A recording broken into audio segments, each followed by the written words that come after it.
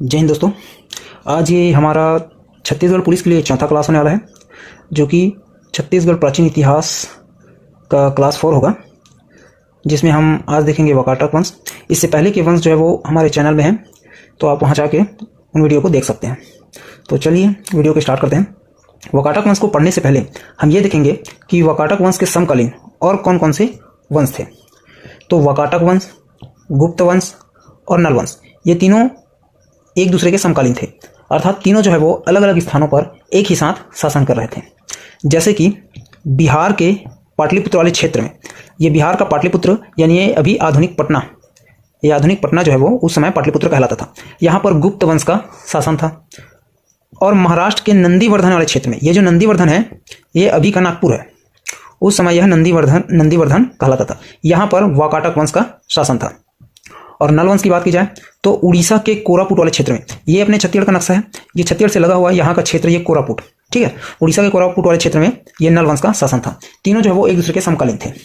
देखिए, गुप्त साम्राज्य का शासक समुद्रगुप्त, इस समुद्रगुप्त का एक दरबारी कवि था, इसके दरबारी कवि का नाम था हरिसेन। तो इस हरिसेन ने अपने राजा समुद्रगुप्त के लिए प्रयाग प्रशस्ति अभिलेख की रचना की थी। अब इसे प्रयाग प्रशस्ति अभिलेख क्यों कहा जाता है? क्योंकि ये जो अभिलेख है वो उत्तर प्रदेश के प्रयाग में मिला था, ठीक है। अब प्रशस्ति अभिलेख यानी हरिसेन ने अपने राजा समुद्रगुप्त की इसमें प्रशंसा की है, इसलिए इसको प्रशस्ति अभिलेख कहा जाता है। सबसे पहले देखिए, समुद्रगुप्त को भारत का नेपोलियन कहा जाता है, क्योंकि जिस प्रकार से नेपोलियन ने संपूर्ण विश्व विजय का सपना देखा था, उसी प्रकार समुद्रगुप्त ने भारत के उत्तर क्षेत्र को जीतने के साथ ही भारत के दक्षिण क्षेत्र को भी जीतने का जो है वो स्वप्न देखा था।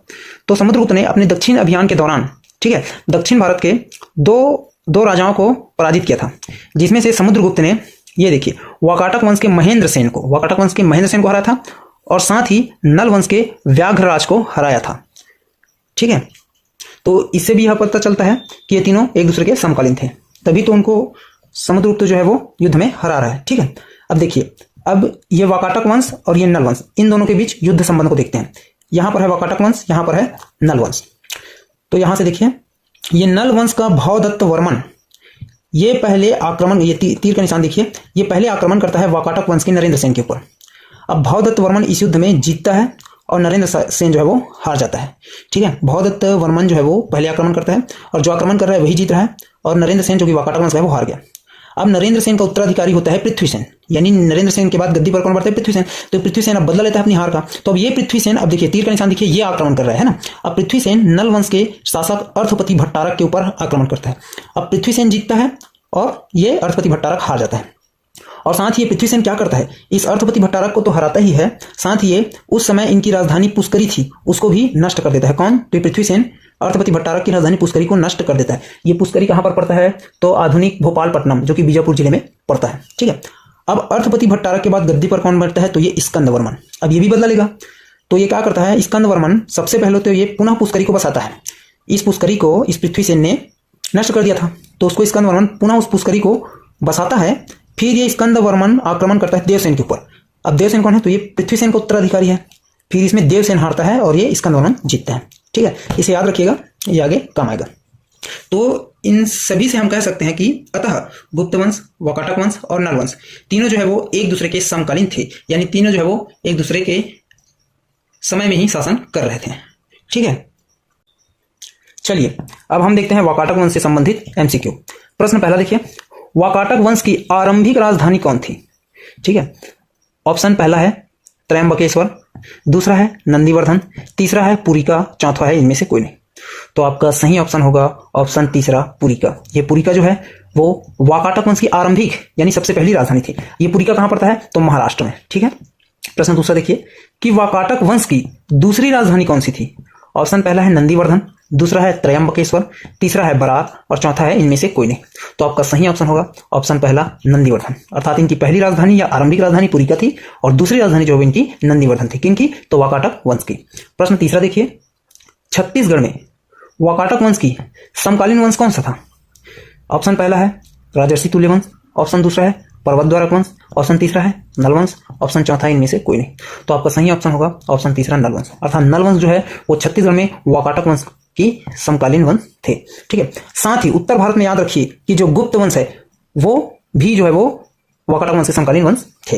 अर्थात छत्तीसगढ़ में नल वंश और उत्तर भारत की ओर, ठीक है, बिहार के पाटलिपुत्र में गुप्त वंश और वाकाटक वंश तीनों एक समय जो है वो शासन कर रहे थे। अर्थात नल वंश और गुप्त वंश दोनों जो है वो वाकाटक वंश के समकालीन वंश थे। प्रश्न चौथा देखिए, वाकाटक वंश की स्वर्ण मुद्रा अर्थात सोने की मुद्रा अर्थात सोने के सिक्के छत्तीसगढ़ के किस स्थान से प्राप्त हुए हैं? ऑप्शन पहला है राजिम, जो कि गरियाबंद जिले में पड़ता है। ऑप्शन दूसरा है रायगढ़। ऑप्शन तीसरा है बानाबरद और ऑप्शन चौथा है इनमें से कोई नहीं। तो आपका सही ऑप्शन होगा ऑप्शन तीसरा, बानाबरद, जो कि दुर्ग जिले में पड़ता है। तो दुर्ग जिले के इस बानाबरद नामक स्थान से वाकाटक वंश की स्वर्ण मुद्रा जो है वो प्राप्त हुई है। प्रश्न पांचवा देखिए, वाकाटक वंश के ताम्रपत्र, ताम्रपत्र अर्थात जो कि जिसमें साक्ष्य के रूप में, तांबे के एक पत्र में साक्ष्य के रूप में लिखा जाता है पुराने राजाओं की जो इतिहास है उनको, है ना। तो वाकाटक वंश के ताम्रपत्र छत्तीसगढ़ के किस स्थान से प्राप्त हुए हैं? ऑप्शन पहला है राजिम, दूसरा है अड़भार, तीसरा है पहला एवं दूसरा दोनों और चौथा है उपयुक्त में से कोई। तो आपका सही ऑप्शन होगा ऑप्शन तीसरा, अर्थात पहला एवं दूसरा दोनों, अर्थात राजिम और अड़भार। अड़भार कहां पड़ता है? तो जेसी यानी जांजगीर चांपा जिले में। तो गरियाबंद के राजिम और जांजगीर चांपा के अड़भार दोनों स्थानों से वाकाटक वंश के ताम्रपत्र प्राप्त हुए हैं। तो आपका सी ऑप्शन जो है वो सही हो जाएगा। याद रखना, यहाँ पर वाकाटक वंश के ताम्रपत्र है और यहाँ पर वाकाटक वंश की स्वर्ण मुद्रा है, ठीक है। प्रश्न छठवां देखिए, वाकाटक वंश का प्रथम शासक कौन था? प्रथम शासक या संस्थापक भी बोला जा सकता है ना। तो आपका ऑप्शन पहला है महेंद्र सेन, ऑप्शन दूसरा है रुद्रसेन, ऑप्शन तीसरा है विंध्य शक्ति और ऑप्शन चौथा है प्रवर सेन। तो आपका सही ऑप्शन होगा ऑप्शन तीसरा, विंध्य शक्ति। अर्थात ये जो विंध्य शक्ति है वो वाकाटक वंश का प्रथम शासक था या वाकाटक वंश का संस्थापक था। चलिए प्रश्न सातवां देखते हैं, वाकाटक वंश का अंतिम शासक कौन था? अब वाकाटक वंश का लास्ट राजा कौन था? तो सबसे पहला ऑप्शन है आपका महेंद्र सेन, दूसरा है हरिसेन, तीसरा है प्रवर सेन, चौथा है पृथ्वी सेन। तो आपका सही ऑप्शन होगा ऑप्शन दूसरा, हरिसेन। ये जो हरिसेन है वो वाकाटक वंश का अंतिम शासक था। ये समुद्रगुप्त का दरबारी कवि वाला हरिसेन नहीं है, ये वाकाटक वंश का अंतिम शासक हरिसेन है, ठीक है। प्रश्न आठवां देखिए, किस गुप्त सम्राट ने अपने दक्षिण विजय अभियान के दौरान वाकाटक नरेश महेंद्र सेन को पराजित किया? ऑप्शन पहला है चंद्रगुप्त द्वितीय, दूसरा है स्कंदगुप्त, तीसरा है समुद्रगुप्त और चौथा है कुमारगुप्त। तो आपका सही ऑप्शन होगा ऑप्शन तीसरा, समुद्रगुप्त। ये जो समुद्रगुप्त है ना, इसने अपने दक्षिण विजय अभियान में वाकाटक नरेश महेंद्र सेन को पराजित किया। किसको पराजित किया? महेंद्र सेन को। साथ ही मैंने आपको बताया कि समुद्रगुप्त जो है वो इसको भारत का नेपोलियन कहा जाता है और इसी समुद्रगुप्त के लिए प्रयाग प्रशस्ति अभिलेख लिखा किसने? तो इसके दरबारी कवि हरिसेन ने लिखा, ठीक है। और इसी में इसने उल्लेख किया है कि समुद्रगुप्त ने अपने दक्षिण विजय अभियान में इस राजा को हराया था। इसका उल्लेख कहां पर है? तो प्रयाग प्रशस्ति अभिलेख में, जो कि हरिसेन द्वारा लिखा गया था। प्रश्न नंबर देखिए, चंद्रगुप्त द्वितीय के 9 रत्नों में से एक कालिदास किस वाकाटक शासक के समय पर नंदीवर्धन गया था? ऑप्शन पहला है नरेंद्र सेन, ऑप्शन दूसरा है पृथ्वी सेन, ऑप्शन तीसरा है महेंद्र सेन और ऑप्शन चौथा है प्रवर सेन। तो आपका सही ऑप्शन होगा ऑप्शन चौथा, प्रवर सेन। तो चंद्रगुप्त द्वितीय के 9 रत्नों में से एक कौन था? कालिदास। ये कालिदास जो है ना वो वाकाटक शासक प्रवर सेन के समय नंदीवर्धन गया था इस प्रवर सेन को शिक्षा दीक्षा देने के लिए, ठीक है। प्रश्न 10वां देखिए, कालिदास ने छत्तीसगढ़ के किस स्थान में मेघदूतम की रचना की? अर्थात मेघदूतम किसकी रचना है? कालिदास जी की, ठीक है। तो कालिदास ने छत्तीसगढ़ के किस स्थान में मेघदूतम की रचना की? आपका ऑप्शन पहला है कैमूर पर्वत, दूसरा है अलबका की पहाड़ी, तीसरा है रामगढ़ की पहाड़ी और चौथा है इनमें से कोई नहीं। तो आपका सही ऑप्शन होगा ऑप्शन तीसरा, रामगढ़ की पहाड़ी। कहां पर पड़ता है? सरगुजा में, ठीक है। यहीं पर सरगुजा में, है ना। देखो जब चंद्रगुप्त द्वितीय अपने 9 रत्नों में से एक कालिदास को, है ना, अपने नाती प्रवर सेन की शिक्षा के लिए महाराष्ट्र के नंदीवर्धन भेजता है तो हमारे छत्तीसगढ़ के सरगुजा से होते हुए अर्थात रामगढ़ की पहाड़ी से होते हुए आता है। तो वहीं पर वो रुककर, रामगढ़ की पहाड़ी में रुककर वो मेघदूतम की रचना करता है। और इस मेघदूतम की रचना का छत्तीसगढ़ी अनुवाद कौन करता है? तो हमारे मुकुटधर पांडे जी जो है वो इस मेघदूतम का छत्तीसगढ़ी में अनुवाद करते हैं, ठीक है। प्रश्न 11वां देखिए, वाकाटक वंश के किस शासक ने नलवंशी शासक अर्थपति भट्टारक को पराजित किया तथा उसकी राजधानी पुष्करी को नष्ट किया? ऑप्शन पहला है पृथ्वी सेन, ऑप्शन दूसरा है नरेंद्र सेन, ऑप्शन तीसरा है देवसेन और चौथा है महेंद्र सेन, ठीक है। तो आपका सही ऑप्शन होगा ऑप्शन पहला, पृथ्वी सेन। पृथ्वी सेन ने क्या किया कि इसने नलवंशी शासक अर्थपति भट्टारक को पराजित किया तथा उसकी राजधानी पुष्करी को नष्ट किया था। चलिए अब हम देखेंगे गुप्त वंश। प्रश्न पहला देखिए, गुप्त वंश की राजधानी क्या थी? प्रश्न पहला ऑप्शन पहला है वैशाली, दूसरा है पाटलिपुत्र, तीसरा है सारनाथ और चौथा है इनमें से कोई नहीं। तो आपका सही ऑप्शन होगा ऑप्शन दूसरा, पाटलिपुत्र, जो कि आधुनिक पटना है, बिहार में स्थित है, ठीक है। ये गुप्त वंश की राजधानी थी। प्रश्न दूसरा देखिए, गुप्त वंश के समकालीन वंश कौन कौन से थे? पहला वाकाटक वंश, दूसरा नल वंश, तीसरा ऑप्शन है दोनों और चौथा ऑप्शन है इनमें से कोई नहीं। तो याद रखिएगा कि वाकाटक वंश और नल वंश दोनों ही जो है वो गुप्त वंश के समकालीन थे, अर्थात ये तीनों एक साथ शासन कर रहे थे, मैंने आपको बताया है। तो आपका सही ऑप्शन होगा ऑप्शन तीसरा, दोनों, अर्थात ए और बी दोनों जो है वो गुप्त वंश के समकालीन वंश थे। प्रश्न तीसरा देखिए, छत्तीसगढ़ के किस स्थान से गुप्त वंश के सिक्के मिले हैं? याद रखिए यहां पर गुप्त वंश के सिक्के की बात की जा रही है, ठीक है।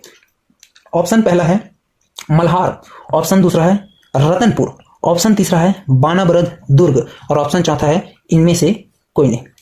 तो आपका सही ऑप्शन होगा ऑप्शन तीसरा, अर्थात दुर्ग के बानाबरद से गुप्त वंश के भी सिक्के मिले हैं और दुर्ग के बानाबरद से इससे पहले जो हमने वाकाटक वंश पढ़ा उनके भी सिक्के मिले हैं। याद रखिएगा वाकाटक वंश तथा गुप्त वंश दोनों के जो सिक्के हैं वो दुर्ग के बानाबरद से मिले हैं। अब देखिए, दुर्ग के बानाबरद से गुप्त वंश के 20 सिक्के मिले हैं, दुर्ग के बानाबरद से गुप्त वंश के 20 सिक्के मिले हैं। साथ ही खैरताल और पिटाईवल्द नामक स्थान से भी गुप्त वंश के सिक्के मिले हैं। ध्यान दीजिएगा, बानाबरद के साथ साथ खैरताल और पिटाईवल्द ये दोनों जगह है जो है वो रायपुर में पड़ता है, यहां से भी गुप्त वंश के सिक्के मिले हैं, ठीक है। प्रश्न चौथा देखिए, तालागांव का विष्णु मंदिर, तालागांव कहां पड़ता है? बिलासपुर में, ये बीएसपी लिखा है, ठीक है। तालागांव का विष्णु मंदिर तथा पुजारी पाली का क्योंटिन मंदिर, ये पुजारी पाली कहां पड़ता है? ये रायगढ़ जिले में पड़ता है, बरमकेला के पास, ठीक है। ये पुजारी पाली कहां पड़ता है? तो रायगढ़ में, ठीक है। तो तालागांव का विष्णु मंदिर तथा पुजारी पाली का क्योटिन मंदिर ये किन शासकों द्वारा बनाया गया था? ऑप्शन पहला है वाकाटक वंश, ऑप्शन दूसरा है नल वंश, ऑप्शन तीसरा है गुप्त वंश, ऑप्शन चौथा है कुषाण वंश। तो आपका सही ऑप्शन होगा ऑप्शन तीसरा, गुप्त वंश। अर्थात गुप्त वंश के द्वारा जो है वो ये तालागांव का विष्णु मंदिर और पुजारी पाली का क्योटिन मंदिर जो है बनाया गया था। और ये जो दोनों मंदिर है, तालागांव का विष्णु मंदिर और पुजारी पाली का क्योटिन मंदिर, ये दोनों गुप्त वंश के द्वारा नागर शैली में बनाया गया था। किस शैली में बनाया गया था? तो ये दोनों जो है वो नागर शैली में बनाया गया था, ठीक है। अब कुछ पॉइंट देख लीजिए कि गुप्त वंश का प्रथम शासक कौन था? तो श्रीगुप्त। और गुप्त वंश का अंतिम शासक कौन था? तो विष्णुगुप्त। अर्थात गुप्त वंश का प्रथम शासक या संस्थापक श्रीगुप्त था और गुप्त वंश का अंतिम शासक विष्णुगुप्त था। तो ठीक है दोस्तों, आज के लिए इतना ही। अगर आपको वीडियो अच्छा लगा हो तो लाइक करें, शेयर करें और चैनल को सब्सक्राइब जरूर करें। इसके बाद हम अब प्राचीन इतिहास के अंतर्गत छत्तीसगढ़ के क्षेत्रीय राजवंश को देखेंगे। यहाँ पर राष्ट्रीय राजवंश जो है वो समाप्त होता है, उसको हम अगले वीडियो में देखेंगे। ठीक है, धन्यवाद।